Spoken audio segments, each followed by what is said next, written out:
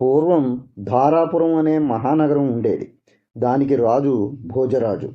అతను ధర్మం తప్పకుండా ప్రజలను చక్కగా పరిపాలించేవాడు. ధైర్యంలో, శౌర్యంలో, గాంభీర్యంలో, పరాక్రమంలో, దానగుణంలో, దయలో అతనితో సరిపోగల రాజు మరొకరు లేరు. అన్నిటికంటే అతనికి దానగుణం ఎక్కువ.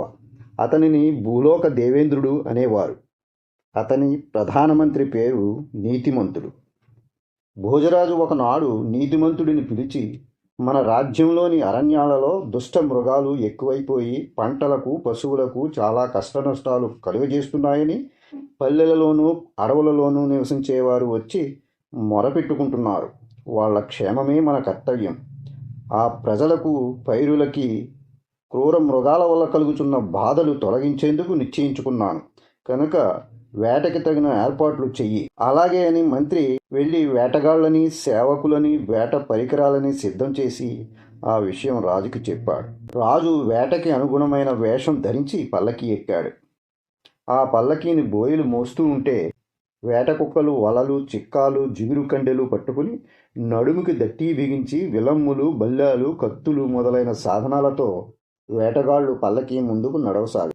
అరణ్యాలలో ప్రవేశించాక రాజు సేవకులని డప్పులు, తప్పెట్లు, తుడుములు వాయించండి అని ఆజ్ఞాపించాడు.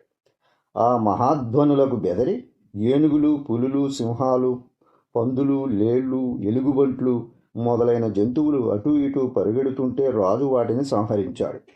ఆ ప్రాంతాల ప్రజలు ఇచ్చిన కానుకలు తీసుకుని నగరానికి తిరిగి వస్తుంటే ఎండ చాలా తీవ్రంగా ఉంది. పరివారం నడవలేక నడుస్తున్నారు. జొన్న చేను పక్క నుంచే వెళ్ళవలసి వచ్చింది. ఆ చేనుకి యజమానైన బ్రాహ్మణుడు చేను మధ్య ఎత్తైన మంచె మీద నిలబడి జొన్న కొంకులను తినడానికి వచ్చే పక్షులను తోలుతూ రాజును చూశాడు. ఓ రాజశేఖర, ఇంత ఎండవేళ నువ్వు నీ పరివారము ప్రయాణం చేయడం తగిన పనేనా? ఇలాటప్పుడు నీ ప్రజలమైన మాకు మీకు ఆతిథ్యం ఇవ్వడం కర్తవ్యం. చూడండి, నా జొన్న చేను కొంకులు చక్కగా పండి గింజలు పట్టి తినడానికి తగినట్లు ఉన్నాయి. మీరు మీ పరివారము తృప్తిగా కంకులు తిని కొంతసేపు విశ్రమించి వెళ్ళండి. బ్రాహ్మణుడి సొమ్ము తీసుకోవడం దోషం అనుకోకండి. నాకై నేను మనస్ఫూర్తిగా చెబుతున్నాను కనుక మీకు పాపం రాదు, తీసుకు తినండి అని వినయంగా ప్రార్థించాడు. ఆ మాటలకు బ్రాహ్మణుని ఔదార్యానికి సంతోషించి భోజరాజు ఆ జొన్న కొంకులను తినమని అనుమతి ఇచ్చాడు. వాళ్ళు పండిన గింజలు తింటుంటే చూస్తూ బ్రాహ్మణుడు కొంతసేపు మంచం మీదనే కూర్చున్నాడు. ఎందుకు అతను మంచి దిగి వచ్చాడు. తన జొన్న చేనులోని కంకెలు చాలా వరకు రాజుగారి పరివారం తినేశారని చూసి దుఃఖంతో రాజుకెదురుగా వెళ్ళి, రాజా, నేరం చేసిన వారిని దండించవలసిన నువ్వే నీ కళ్ళ ముందే ఇలాంటి అకృత్యం జరుగుతూ ఉంటే చూస్తూ ఊరుకున్నావా? ఇలాంటి నీకు ధర్మస్వరూపుడిని కీర్తి ఎలా వచ్చింది? నువ్వు వారిని వారించకపోవడం చాలా ఆశ్చర్యంగా ఉంది. నేను చాలా పేదవాడిని. ఎన్నో కష్టాలు పడి ఈ జొన్న చేనుని పెంచాను. దీంతో కొన్నాళ్ళు పొట్ట పోసుకోవచ్చనుకుని ఆశపడ్డాను. చేనులు ఎలా చేశారో చూడు. ఇలా చేయించవచ్చునా? కంచే చేను మేస్తే కాపాడేవారెవరు? నేను, నా కుటుంబము జీవించడానికి ఆధారం ఏది అని విలపించాడు. అతని మాటలు భోజరాజుకి వింతగా తోచాయి. దారిన పోతున్న వారిని పిలిచి తినమని ప్రార్థించిన తనే ఇలా మాట్లాడతాడేం? నేనేం నేరం చేశాను? ఇంతలోనే ఇతని బుద్ధి ఇలా ఎందుకు మారిపోయింది? నేను అక్రమంగా తన్న జొన్న చేనుని పాడు చేయించానంటున్నాడు. చూడబోతే ఇతను వెర్రివాడిలా ఉన్నాడు. సరే, ఏదో అయ్యింది. ఇతన్ని దుఃఖం పెట్టడం ఎందుకు? ఇతనికి కలిగిన నష్టానికి పరిహారం చెల్లించి ఇతన్ని సంతోషపెడతాను అనుకుని చేనులో కంకిలు తింటున్న వారిని బయటకు వచ్చేయమని ఆజ్ఞాపించాడు. అంతలో బ్రాహ్మణుడు పిట్టలు రావడం చూసి మళ్ళీ మంచె మీదకి ఎక్కాడు. చేనులోంచి పోతున్న వారిని చూసి, అయ్యలారా, వెళ్ళిపోతున్నారేం? మీకు కావలసినన్ని కంకులు తినండి, సంశయించకండి. పరులకు ఉపకారం చెయ్యని జన్మ ఎందుకు? మీకు కావలసినన్ని తిని తెంచుకు వెళ్ళండి. భోజరాజా, కొంతసేపు తినమని మీ పరివారాన్ని ఆజ్ఞాపించు అని వేడుకున్నాడు. రాజు అతన్ని వెర్రివాడనే భావించాడు. కానీ బ్రాహ్మణుడిలో అటువంటి లక్షణాలు లేవు సరికదా. వివేకవంతుడిలాగే కనబడుతూ ఉండటంతో కొంత సందేహం కలిగింది. బాగా పరీక్షించాలని అతను తన పరివారాన్ని మళ్ళీ చేనులోకి వెళ్ళి జొన్న కొంకులు తినమని ఆజ్ఞాపించాడు. మంచు మీద కూర్చున్న బ్రాహ్మణుడు ఎంతో ఆదరంతో, తినండి, మంచి కొంకులు చూసి తినండి అంటూ వారిని ప్రోత్సహించాడు. కొద్దిసేపట్లో అతను మంచి దిగవలసి వచ్చింది. కంకులను కూస్తున్న వారిని చూస్తూ, పరమేశ్వర, న్యాయశీలుడని పేరు పొందిన రాజే నిరుపేదైన నా జీవనాధారాన్ని జొన్న చేనుని కొల్లగొట్టిస్తున్నాడు. ఇది నీతిమంతుల లక్షణమేనా? ఎవరి దగ్గరకు పోయి మెరపెట్టుకునేది? భోజరాజా, నువ్వెంత గొప్పవాడివైనా నువ్వు చేస్తున్న పని చాలా అన్యాయమైనది. నేనేం నేరం చేశానని నా చేనునిలా పోడు చేయిస్తున్నావు? తినబోతుండగా విస్తరిలాకున్నట్లు నోటకందుతున్న ఫలాన్ని నాశనం చేయించావు. ఏమిటి కారణం అని నిలదీశాడు. భోజరాజుకెంతో ఆశ్చర్యం వేసింది. బుద్ధిశాలి అయిన తన మంత్రిని చూసి, నీతిమంతా, ఈ బ్రాహ్మణుడి వైఖరి గమనించావు కదా? చాలా ఆశ్చర్యంగా అనిపిస్తుంది. మంచె మీద ఉన్నప్పుడు కడు వినయంగా మాట్లాడుతున్నాడు. మంచి దిగితే కన్న కఠోరంగా మన మీద నిందలు మోపుతున్నాడు. ఇతనిలో ఇలా మార్పు ఎందుకు వస్తుందో బాగా ఆలోచించి చెప్పు అన్నాడు. సమయస్ఫూర్తి గల మంత్రి ఆలోచించి, ప్రభు, ఈ బ్రాహ్మణుడి వైఖరి మారుతుండటానికి కారణం ఆ మంచయే అనిపిస్తోంది. మంచె దిగగానే ఆ మహిమ పోయి సామాన్య లక్షణాలు వచ్చేస్తున్నాయి. మంచె ఉన్న స్థలంలో ఏదో మహిమ ఉండి తీరాలి. పరీక్షించకుండా చెప్పడం సాధ్యం కాదు. నాకు అలాగే అనిపించింది. ఏదో ప్రభావం లేనిదే అతనికి ఇలాంటి గుణగణాలు కలగవు. దానికి కారణం తెలుసుకోవడం అవసరమే. బ్రాహ్మణుని తృప్తిపరచి ఆ స్థలం పరీక్షిద్దాం అని బ్రాహ్మణుడిని పిలిచాడు. ఓ బ్రాహ్మణుడా, సక్రమమో అక్రమమో నీ జొన్న చేనంతా పాడైంది. ఇప్పుడు విచారించి ప్రయోజనం లేదు. నేను ఒక మాట చెబుతాను విను. ఈ చేను నా మనుషుల వల్లనే పాడైంది కనుక ఈ భూమిని నాకిచ్చేయి. ప్రతిఫలంగా నీకు చాలా ధనమిస్తాను. దానితో నువ్వు నీ కుటుంబము సుఖంగా జీవించవచ్చును. ఇలాంటి చేనులను ఎన్నిటినో కొనవచ్చు. నీ మేలు కోరే చెబుతున్నాను అన్నాడు. బ్రాహ్మణుడికి రాజు ప్రతిపాదన నచ్చింది. అదే తనకి లాభం అనుకున్నాడు. రాజా, మీ మాటకి ఎవరడ్డు చెప్పగలరు? మీకిష్టమైన ఈ చేనును తీసుకుంటానంటే నాకు ఇష్టమే అన్నాడు. రాజు మంత్రిని పిలిచి, మనం నగరం చేరగానే ఇతనికి 10,000 నిశ్యములనిప్పించు అని చెప్పాడు. బ్రాహ్మణుని ధారానగరం పోవలసిందిగా కోరాడు. అతను సంతోషంగా వెళ్ళాడు.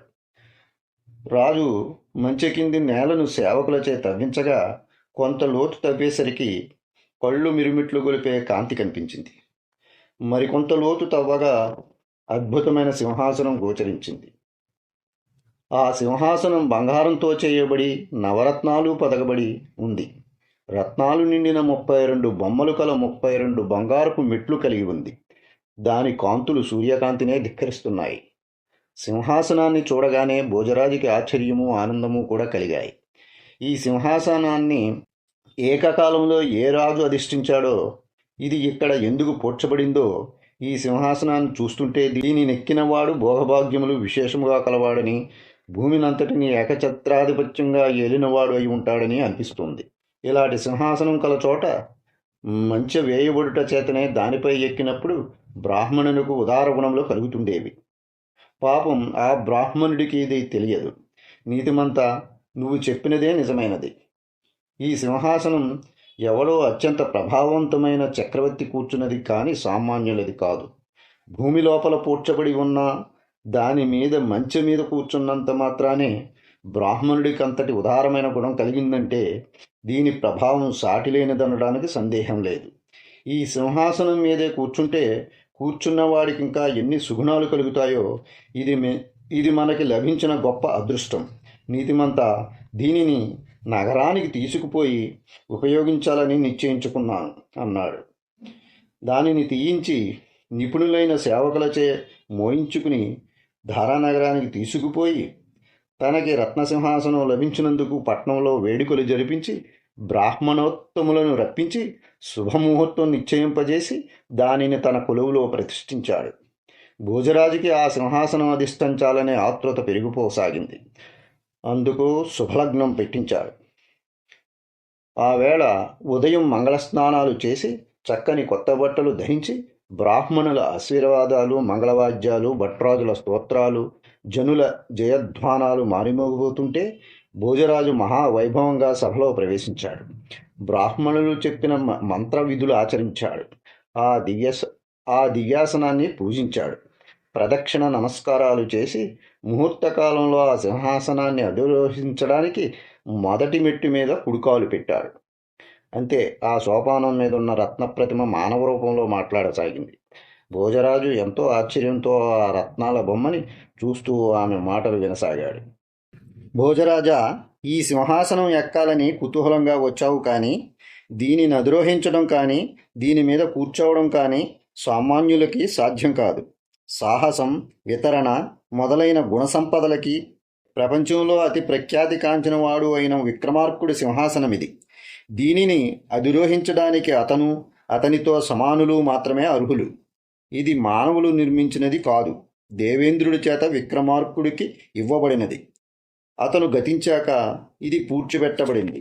నాలాగే ఈ సింహాసనం మీదున్న 32 బొమ్మలు మాట్లాడగలవు.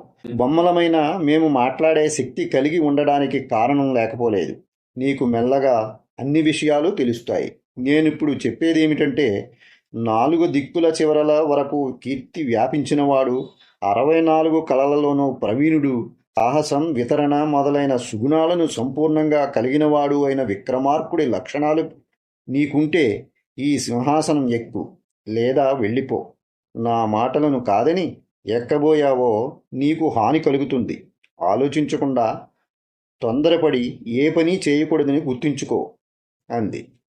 భోజరాజుకి ఆ మాటలు వినడంతో కలిగిన ఆశ్చర్యం అంతా ఇంతా కాదు. సభలో ఉన్నవారు అలాగే ఆశ్చర్యంలో మునిగిపోయారు. భోజరాజు ఆ ప్రతిమను చూస్తూ, ఓ బొమ్మ, నీ మాటలు వింటుంటే చాలా ఆశ్చర్యంగా ఉంది.